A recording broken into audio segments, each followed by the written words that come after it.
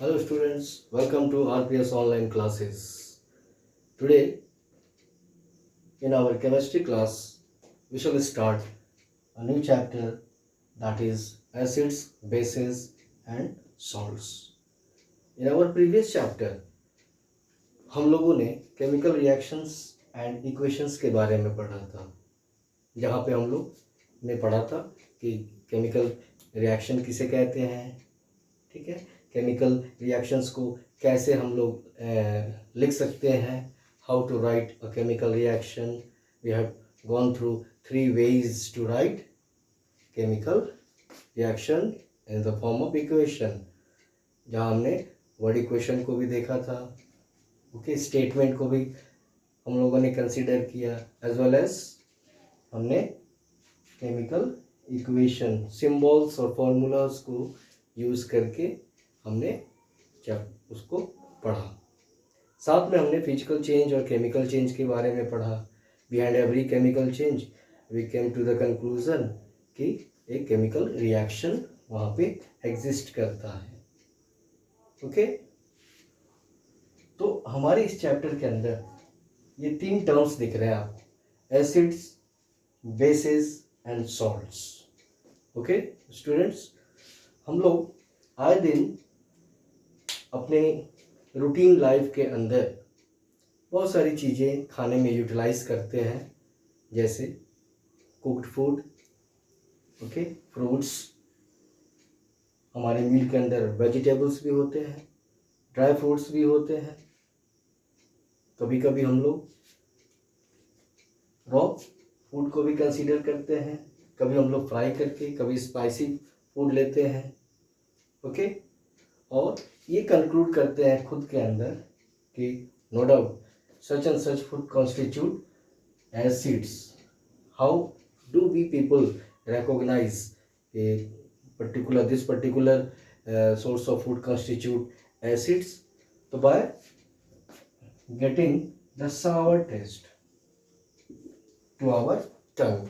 Whenever such food gives sour taste to our tongue, we people come to the conclusion that this source of food might constitute acids. Okay, and also we talk about the bases, the presence of base in different sources. We get or we recognize bitter taste. Okay, and when we come to the conclusion having the saline taste or salty taste, we people conclude ourselves, ये कहते हैं कि हाँ ऐसे food में सावर test है, इसमें acid होगा, बिटर टेस्ट है, बेस का प्रेजेंस होगा, सॉल्ट है तो का प्रेजेंस है, इट मीन्स सलाइन टेस्ट होगा, सॉल्टी टेस्ट होगा, नमकीन स्वाद में आएंगे, ये तीखे होंगे और ये खट्टे. ओके, लेकिन हम लोग कैसे इन बातों को पता करते हैं, कैसे हम लोगों ने सोचा? तो हमारे जो भी एक्सपर्ट्स केमिस्ट्री के अंदर हुए, जिन्होंने इन चीज़ों को बताना शुरू किया, उन्होंने भी पहले नेचर को ही कंसीडर किया, ठीक है, और एसिड को, ठीक है, क्लासिफाई किया और सबसे पहले उसका एक डेफिनेशन बनाया. दो substances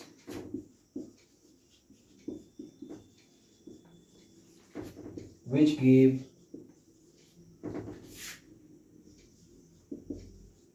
sour taste to our tongue constitute acids. Yes, ऐसे सब्सटेंसेस जो सावर टेस्ट देते हो हमारे टंग पे, अगर उन्हें टेस्ट करें तो ये कंक्लूड करते हैं कि उस सब्सटेंस के अंदर, उस सोर्स के अंदर एसिड का प्रेजेंस होगा. यू नो डियर स्टूडेंट्स, क्या हम लोग कैसे पता करते हैं? ठीक, तो इन द अर्लियर टाइम्स पहले के समय जब शुरुआत हुई, इन चीज़ों को रिकॉग्नाइज करना शुरू किए, स्टडी करना शुरू किए जब experts in the field of chemical science, तो उन्होंने एसिड्स को उनके टेस्ट के अकॉर्डिंग रिकॉग्नाइज किया। उस सब्सटेंस के अंदर सावर टेस्ट आने पर उन्होंने रिकॉग्नाइज किया कि इस सब्सटेंस के अंदर कहीं ना कहीं एसिड्स का प्रेजेंस है।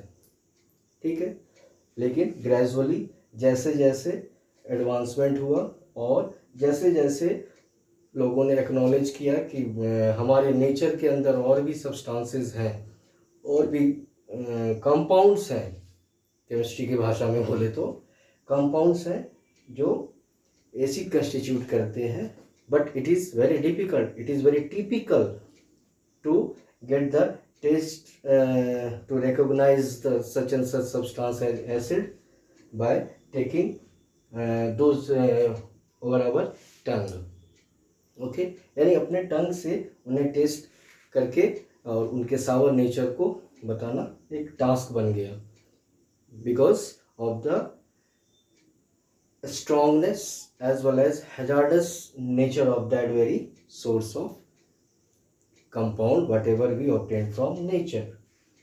ओके, यही वजह है कि हम लोगों ने बाद में, हमारे साइंटिस्टों ने, एक्सपर्ट्स ने धीरे धीरे और भी मेथड्स को डेवलप किया टू रिकॉग्नाइज एसिड्स। ओके, उन्होंने इंडिकेटर्स को लाया कि with the help of indicators we can conclude the presence of acids in different substance, different compounds. Okay, तो चलते हैं कि क्लासिफिकेशन कैसे किया गया ओरिजिन के बेसिस पे। Classification of acids on the basis of their origin in the nature के अंदर उनके ओरिजिन के बेसिस पे हम लोग एसिड्स को क्लासिफाई करते हैं, जिसमें सबसे पहला हम लोग मानते हैं organic acids, and next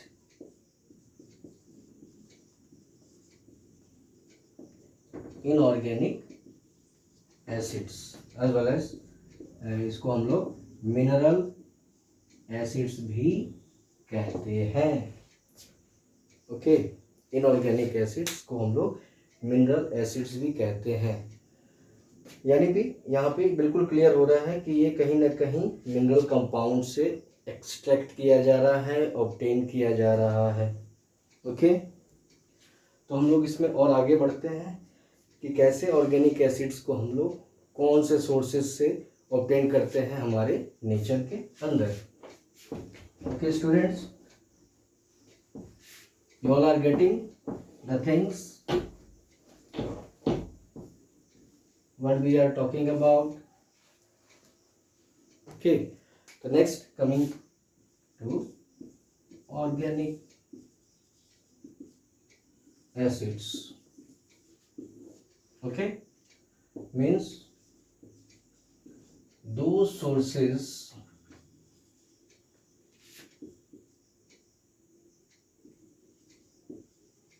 present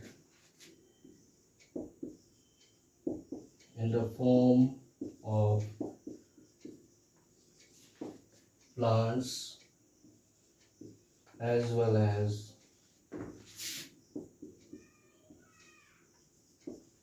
products obtained from animal sources. Okay, those sources present in the form of plants as well as products obtained from animal sources are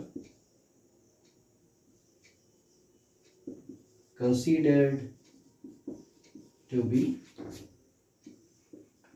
organic.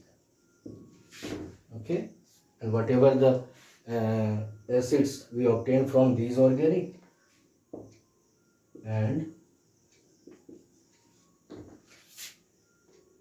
the varieties of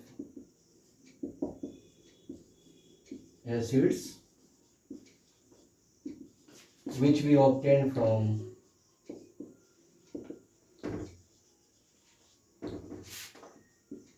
these sources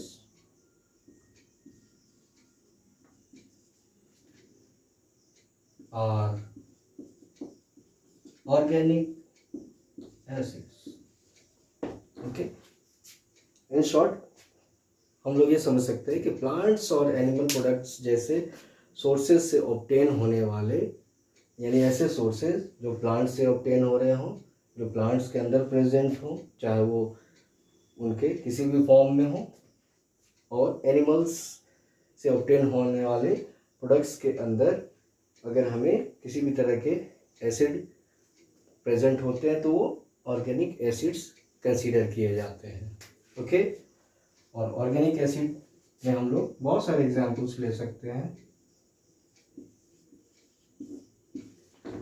सबसे पहला हम लोग लेते हैं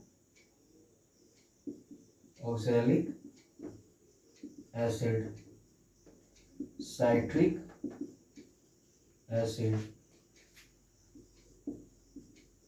ascorbic acid, tartaric acid, malic acid, tannic acid, बहुत सारे हैं. ठीक है, तो हम लोग थोड़ा सा ये भी कंक्लूड करते हैं, थोड़ा सा और हम लोग समझने की कोशिश करते हैं कि ये ऑक्सैलिक एसिड, एसिड है तो सावर टेस्ट है, लेकिन ये ऑक्सैलिक एसिड हम लोग प्लांट्स के कैसे सोर्स से ऑब्टेन करते हैं. तो एक और मैं लिख दे रहा हूँ कि लैक्टिक एसिड. अब आप देखेंगे ऑक्सैलिक एसिड अगर हम लोग टोमेटो जैसे प्लांट सोर्स को अगर यूटिलाइज करते हैं, ठीक है, तो दैट कॉन्स्टिट्यूट ऑक्सैलिक एसिड. साथ में एक और हम लोग कर सकते हैं स्पिनच, ग्रीन लीफी जो हम लोग साग वगैरह खाते हैं उसके अंदर भी ऑक्सैलिक एसिड का प्रेजेंस होता है. Okay, citric acid nowadays lemon, orange. इस कोविड में हम लोगों को बहुत ज़्यादा यूटिलाइज करने की एडवाइसेस डॉक्टर्स और मेडिकल डिपार्टमेंट देते आ रहे हैं कि लेमन को आप लोग विटामिन सी के लिए और यूटिलाइज करें. बट यू नो इसके अंदर साइट्रिक एसिड का भी प्रेजेंस होता है. स्कॉर्बिक एसिड जो हमारे आज के डेट में सोर्स है, आंवला, टार्टरिक के अंदर आते हैं, टैमरिंड, टैमरिंड यू नो इसी मौसम में मिलते हैं, इमली. ओके, मैलिक एसिड एप्पल के अंदर, टैनिक एसिड टी लीव्स के अंदर. ओके, और लैक्टिक एसिड मिल्क प्रोडक्ट यानी कर्ड. ओके स्टूडेंट्स, तो ये ऑर्गेनिक एसिड्स के बारे में हम लोग बात करते हैं.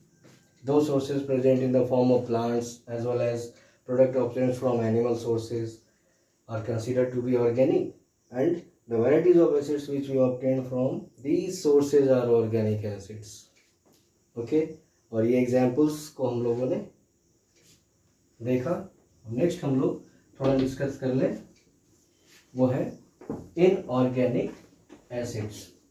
इनऑर्गेनिक एसिड्स जिसको हम लोग मिनरल एसिड्स भी बोलते हैं. Inorganic acids, those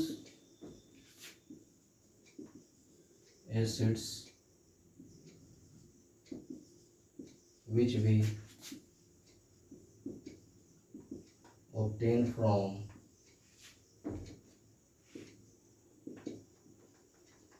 mineral resources.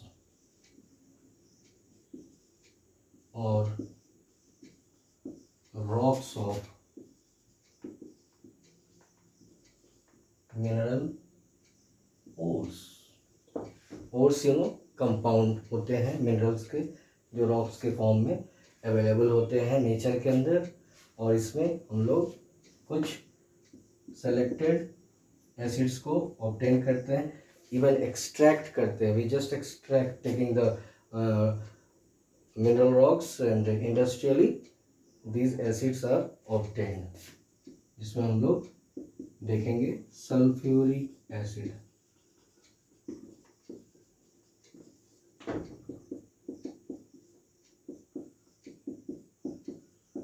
Nitric acid,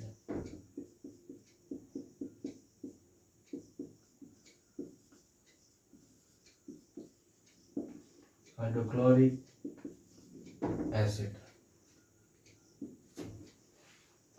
okay, mostly ये 3 इनऑर्गेनिक एसिड्स, मिनरल एसिड्स, जो हम लोग नेचुरल मिनरल ओर्स से, रॉक से ऑब्टेन करते हैं. And that is the reason whenever we obtain these mineral acids, then these are found to be very strong in nature and as well as hazardous. काफ़ी नुकसान करने वाला ये acids find किया गया, और तभी से हम लोगों ने सावर टेस्ट को रिकॉग्नाइज करने का वे बदल दिया. ठीक है, कि एसिड्स का प्रेजेंस है सब्सटेंस के अंदर, ये तो हम लोग सावर टेस्ट, क्योंकि अर्लियर हम लोगों ने इसी वे को अडॉप्ट करके कंक्लूड किया था कि sour taste giving substances constitute acids. But after the arrival of these strong acids from the nature, from rocks, we people started using indicators for the identification of presence of acids in various substances. Okay students, so go through what we have discussed today. Okay, and you will be sent your task very soon. Okay, so thank you students, have a nice time.